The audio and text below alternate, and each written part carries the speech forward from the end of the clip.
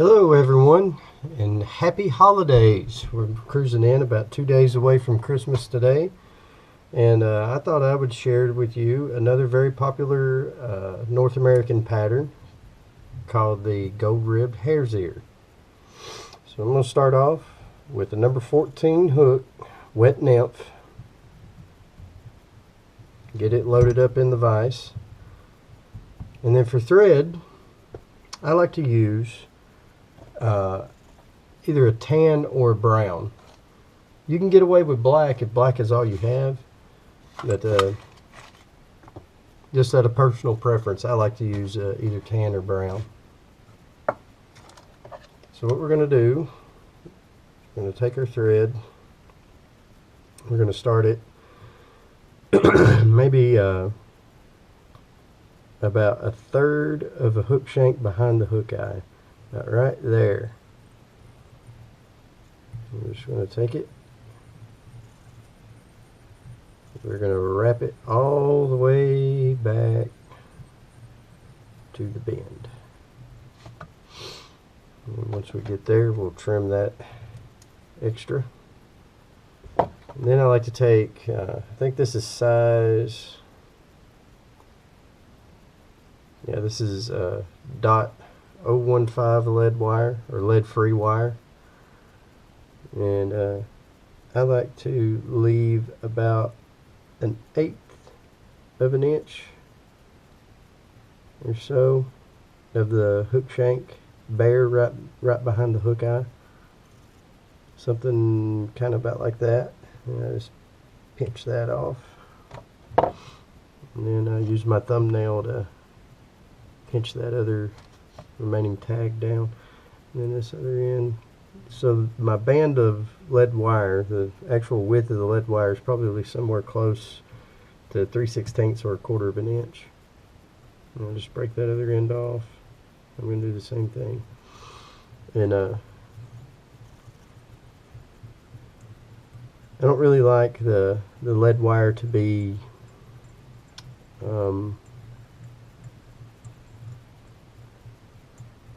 in the middle of the hook shank. I like it to be a little bit more forward, and that helps give action to your fly when it's when you're stripping and retrieving it, right? It causes it to kind of dip and dive.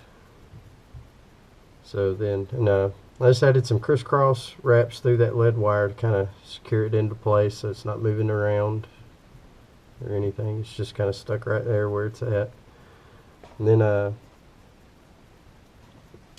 now we move on to the main ingredient of the fly, the hair.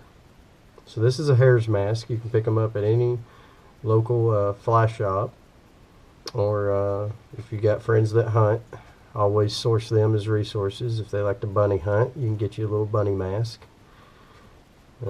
like this one, probably free of charge. Most hunters are willing to give that stuff away.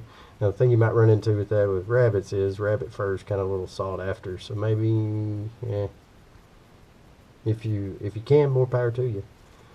Anyways, so the actual hare's mask is used for the tail of the hare's ear, and it's the guard hairs. Now the guard hairs typically come from this area right around here, right at the base of the ears. They come from there. And then down the middle of the mask is where most of the guard hairs come. And to give you an example of kind of the difference there, if you look out here to the cheeks are more of that like real fluffy kind of material, you know, that you'd think of like blankets being made out of, that kind of stuff. But when you touch and you rub these right here, you can see it's actually more like actual hair fibers, right? They're a little stiffer. They're not as fuzzy, and they make for a better tail than the fluffy stuff does. The fluffy stuff is what we're going to use for the dubbing. So we want to get some of those guard hairs. It doesn't have to be much. I think even when I trim, I always get more than I need, unfortunately. But yeah, you just need, that right there is more than sufficient. And I'm going to transfer hands with them. Now the other thing that you will get with the guard hairs is there still will be some fuzz, and that fuzz always sits at the base there, and you can just use your fingers and just pluck that fuzz right out. We don't really care about the fuzz. We're worried about that stuff, the real pokey guard hairs stuff. And then what I like to do when I get them out, I like to measure and see exactly where a hook gap distance is, right? The distance from the shank to the hook point. And once I got that, I like to set it on the hook shank right around that area. I'll swap hands again, and then I just do a pinch tie. Just pinch those fibers right in, tie them in place. And there's our tail. So I'll wrap it up there. You see I got a little bit extra there, so I'll just trim it out of the way. There we go. And then I'll take from there and wrap. Well, before I wrap back, I'll go ahead and tie in my ribbing, which is right here. You just grab it right like so. Just tie her right on in, all the way back to the end of the hook shank again. Pull that back and out of the way. And now it's time to dub the abdomen. So we'll add some wax to the thread, and that's over maybe 2.5, maybe getting close to 3 inches worth of thread. And we'll trim some of that cheek fur off the mask. Just get us a nice little ball worked up there, and then I just touch it to the thread. You can see how it pulls right off there. Now when I first start out, I like to do about like that. I like to go real thin. And then as it gets down to the bottom, maybe get it a little thicker. And what that helps you do is that helps you build up a natural taper to the fly. So then I can manipulate, like if I got any gaps, I'll just add some more. It's real easy to add in, just like little bare areas that you may have to kind of match it up, have it more of an even taper.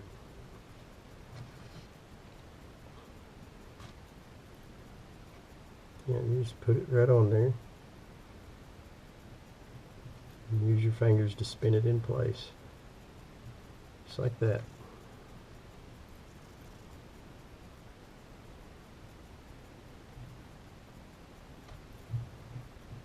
Just keep adding and manipulating till you're happy with the results. I think the important thing to remember is it's always easier to add than it is to remove. So if you have to err one way, err thinner than thicker. Thinner dubbing is easier to fix than thick dubbing. So what I'm doing now is I'm just covering that first little portion of thread, and I've got another little bald spot there that I'm going to fix. And there we have it. We can see that the thread itself is kind of built up in a nice taper fashion, or that their dubbing is built up in a nice taper fashion. And then we'll just lay some dubbing on the hook shank, building up our abdomen. And as you wrap forward, you want it to get thicker as you go, building up a nice taper. Just like that.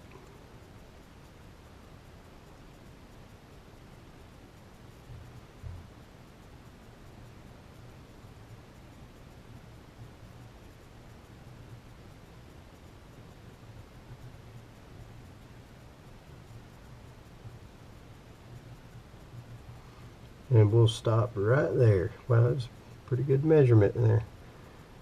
Now what we got is we're going to have our front. So I'm going to take maybe a couple reps back there. Lay them a little bit more this way. There we go. Open up some of that hook shank. So now what we're going to do is we're going to wrap the ribbing. Now the ribbing is going to do two things. Number one, it's going to add that flash that attracts the fish.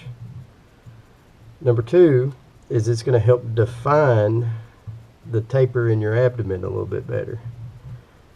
So as you see, as I'm wrapping there, you can see a nice uniform taper come out. And then when I get up to the lead wire, I like to take maybe 1 or 2 extra wraps before I tie it off. And what that does is make the ribbing more secure on the fly. Once you get a few trout or whatever fish you're fishing for, once you get a few of those hit this fly, you'll find that the ribbing is kind of the weakest point. Usually it comes undone and unravels, and if you add a few extra wraps like that to it and then wrap the thread over it, it makes it a little tougher and harder for it to slip out from underneath the thread and come undone. Okay, so now at this point we've got the tail, the abdomen, and our rib around the abdomen. So the last part we've got is the wing case and the thorax. So I'm going to tie in the wing case first, and I like to use turkey quill for my wing case. And turkey quill is I'm calling it turkey quill, I meant turkey primary feather. Turkey is the traditional way of dressing this fly, and it's what I like to use as well. It's got a little, if I can get it close there on camera, maybe it'll show up. Yeah, you can kind of see it there. See, it's got what they call a mottled kind of look. You've got like these speckles of black mixed in with the tan, so it's kind of breaks up that pattern, makes it look more natural, so to speak. So what I'm going to do now is I like to pull some of those little fibers off to the side like that, and I like to get them to where they're about as wide or maybe just a little less than the width of the hook gap. And that right there looks like it's pretty good. And then if you take and just stroke those fibers very gently, you'll notice that they all line up. You just take them and you just stroke them together right like that. You'll notice to be real gentle with it. You'll notice that all those fibers will line up and stick together, and that's what you want to look for. You look for that, it makes it easier to tie in. So once I got them laid out like that, I'm just going to trim them right down there at the base of the quill. And when I tie them in, I like to make sure, if you notice, those fibers will have a natural bend to them, and I always like to tie them in. That would be concave side up, or with the fibers making a smiley face. So what I'll do is, you don't have to tie in the whole length of it. I like to catch it like right where I see that mottled pattern. I like to catch it right where I'm getting the most effect out of that mottled pattern, which for me looks like it's about right there. And then I'll just tie it in right on top of the hook shank.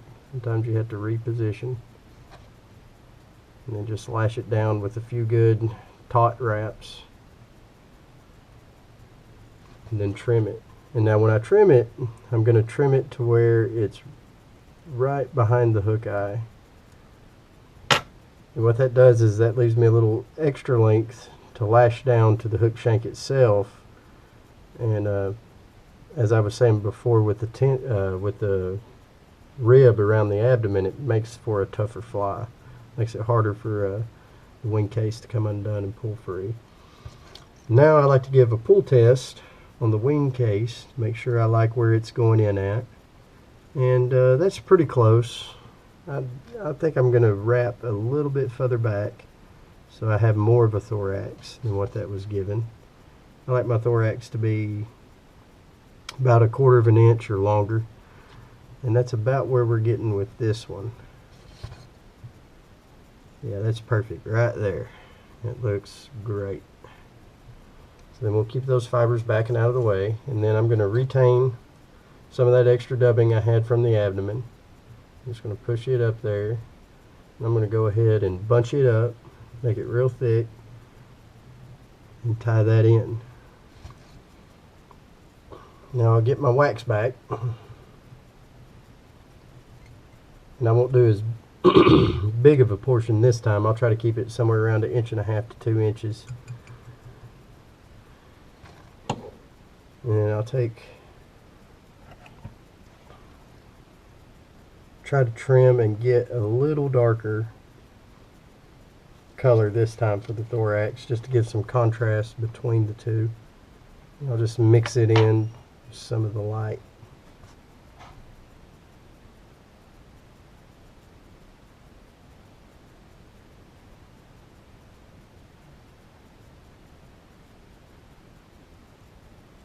And I'll just kind of do the same thing, just sort of start with a small base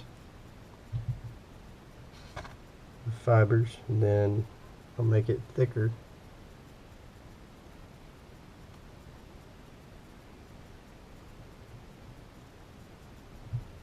Like so.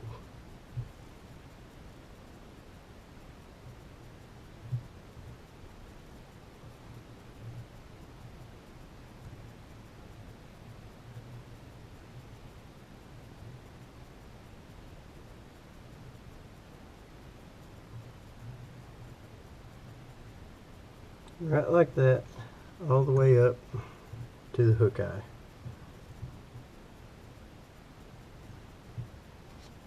Once I'm up there, I'll take my wing case and pull it right over what I just dubbed. Make sure that it's coming over right straight across. Then I'll pull back some of those fuzzy fibers, get them out of the way of the hook eye, and then I'll tie the wing case off.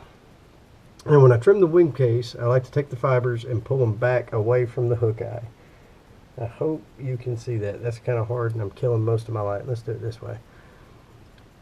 Pull back just like so, keeping them out of the hook eye, and then trim them as close as I possibly can right down there to the hook eye without nabbing the thread. And I did pretty good there.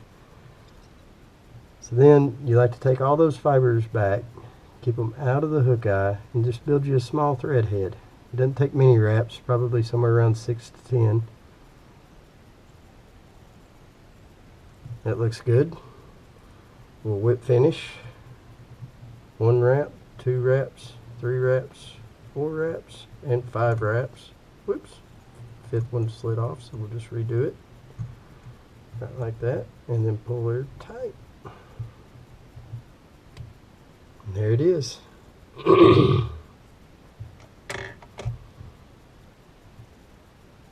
Now that you have that thick thorax dubbed, what you can do is you can take a dubbing needle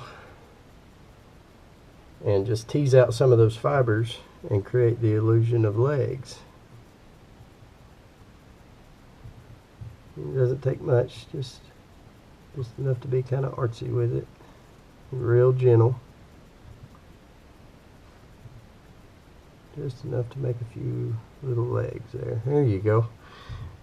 And there she is. That's the finished product of a hare's ear.